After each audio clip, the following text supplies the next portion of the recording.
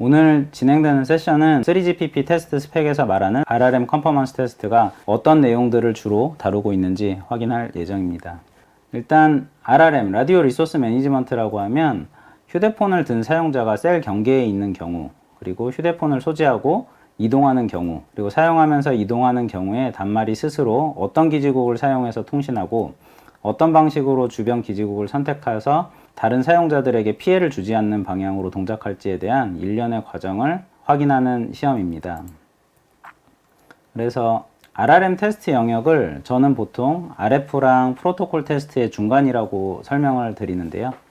RF 테스트는 주로 단말의 파워 컨트롤, 그리고 스루풋을 여러 가지 환경에서 측정하는 RX 항목, 그리고 CSI 리포팅, 채널 환경들에 대해서 기지국으로 알려주는 그런 기능들을 확인하는 시험들을 RF 시험이라고 합니다. 그리고 프로토콜 테스트는 이와 반대로 주로 단말의 메시지 처리, 그리고 단말과 기지국이 소통하는 메시지의 처리 절차, 유심, PLMN 등에 대한 처리 절차 등을 확인하는 시험을 합니다.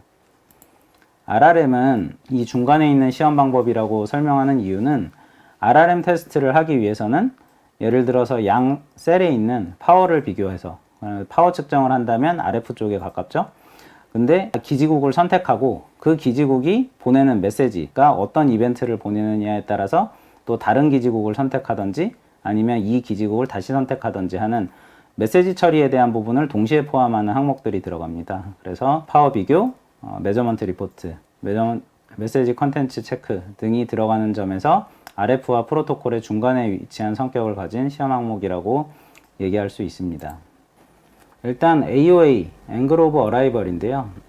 FR1 테스트를 비롯해서 레거시 테스트 케이스들이 예전에는 컨덕션으로 시험을 했었습니다. 그렇기 때문에 장비 자체의 위치는 중요하지가 않았습니다. 인접 셀에 대해서는 셀 ID, 셀 파워로 변수로 작용을 했고, FR2에서는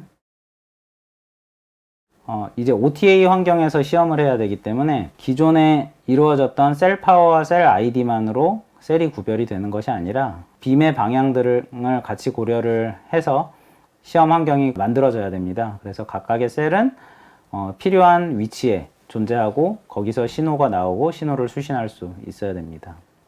제가 이번 세션부터 설명드릴 내용은 실제 이런 것들을 OTA 측정 환경으로 구성을 했을 때 어떠한 셋업이 필요한지, 그리고 어떠한 솔루션으로 이런 것들을 정확하게 측정을 할 수 있는지 설명드리도록 하겠습니다. 2AO에 대해서는 아까 말씀드린 것처럼 4개의 안테나가 필요하다고 말씀드렸어요. 그러다 보니까 반사판도 총 4개의 반사판이 필요로 하게 됩니다.